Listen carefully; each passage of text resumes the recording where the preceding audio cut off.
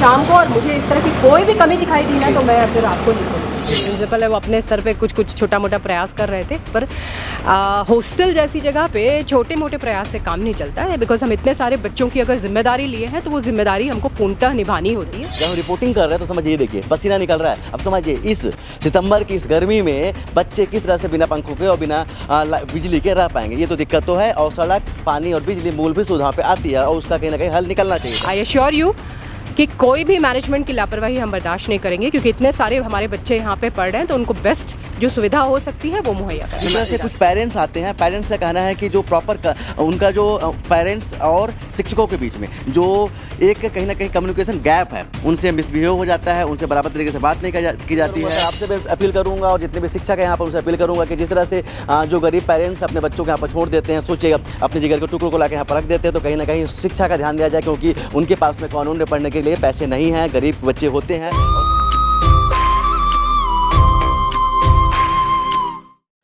अभी मैं नवोदय विद्यालय बैकुंठपुर में, आप देख लीजिए ये नवोदय का परिसर है। हमारे साथ में यहाँ के प्रिंसिपल भी हैं। आपको बता दूं आज सुबह सुबह ही यहाँ पर कलेक्टर मैडम ने आकस्मिक निरीक्षण किया था। आपको बता दूं लगातार पेरेंट्स आ रहे थे और पेरेंट्स की शिकायत आ रही थी, और उनका कहना था कि यहाँ पर कहीं ना कहीं जो यहाँ शिक्षा का जो स्तर है वो ख़राब है। यहाँ पर जो खाने की समस्याएँ हो रही है, और यहाँ पर कहीं ना कहीं पिछले कुछ दिनों से लाइट नहीं थी। ये बात सच थी कि पिछले 24 घंटे से यहाँ पर ब्लैक आउट था, यहाँ पर लाइट नहीं थी। ये सब परेशानियाँ जब जाती हैं यहाँ के स्वास्थ्य मंत्री के पास में, जब पालक जाते हैं स्वास्थ्य मंत्री के पास में, तो वो कलेक्टर को निर्देशित करते हैं कि जाइए और मैडम सर्च करके आइए कि आखिर क्यों ऐसा हो रहा है। हम जिस जगह पे, वो नवोदय विद्यालय, नवोदय का मतलब होता है नया उदय। आपको बता दूं कि ये जो स्कूल है ये 80 और 20 के परसेंटेज में चलता है, मतलब कि 80% जो बच्चे होंगे वो ग्रामीण होंगे और 20% जो बच्चे होंगे वो शहरी होंगे। अब समझिए ग्रामीण का मतलब तो आप समझते ही होंगे कि जो बच्चे, ऐसे पालक जो अपने बच्चों को कॉन्वेंट स्कूल में नहीं पढ़ा पाते हैं,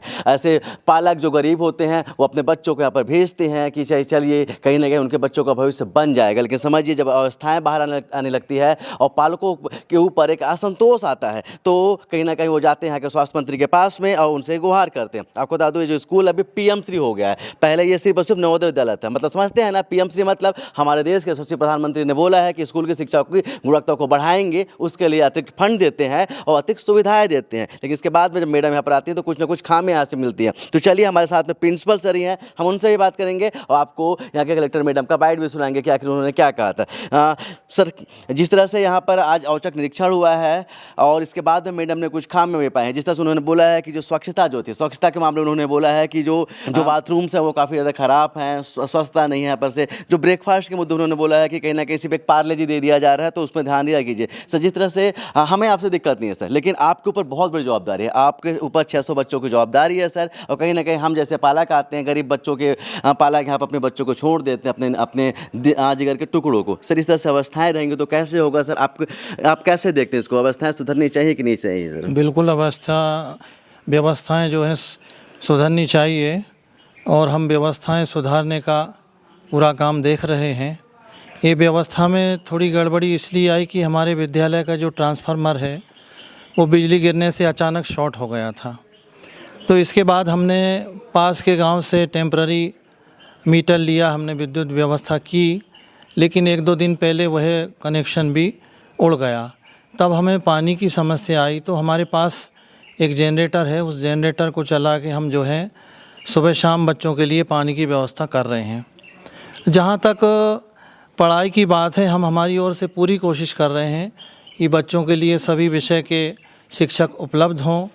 कुछ परमानेंट शिक्षक हमारे छुट्टियों पे चले गए हैं, उनकी जगह हमने पार्ट टाइम शिक्षकों की व्यवस्था की है। हाँ सर, जिस तरह से आपने बोला कि लाइट की जो, मेरे ख्याल से जो लाइट जो थी 23 अगस्त से यहाँ पर से आपका ट्रांसफार्मर जला हुआ है। एक प्रॉपर चैनल के थ्रू अगर जाते हैं सर तो कहीं ना कहीं समस्याओं का हल हो जाता है। सर, अगर आप हमको बताते या आप कलेक्टर मैडम से जाके मिलते कि सर मैडम ऐसी बात है, आप समझ जाइए कि अभी क्या हालात है। हम जब हम रिपोर्टिंग कर रहे हैं तो समझिए, देखिए पसीना निकल रहा है। अब समझिए इस सितंबर की इस गर्मी में बच्चे किस तरह से बिना पंखों के और बिना बिजली के रह पाएंगे। ये तो दिक्कत तो है, और सड़क, पानी और बिजली मूलभूत सुविधाओं पर आती है और उसका कहीं ना कहीं हल निकलना चाहिए। जिस तरह से कुछ पेरेंट्स आते हैं, पेरेंट्स का कहना है कि जो प्रॉपर उनका जो पेरेंट्स और शिक्षकों के बीच में जो एक कहीं ना कहीं कम्युनिकेशन गैप है, उनसे मिसबिहेव हो जाता है, उनसे बराबर तरीके से बात नहीं की जाती है। तो क्या लगता है ये सब चीज़ों में सुधार होना चाहिए कि नहीं होना चाहिए?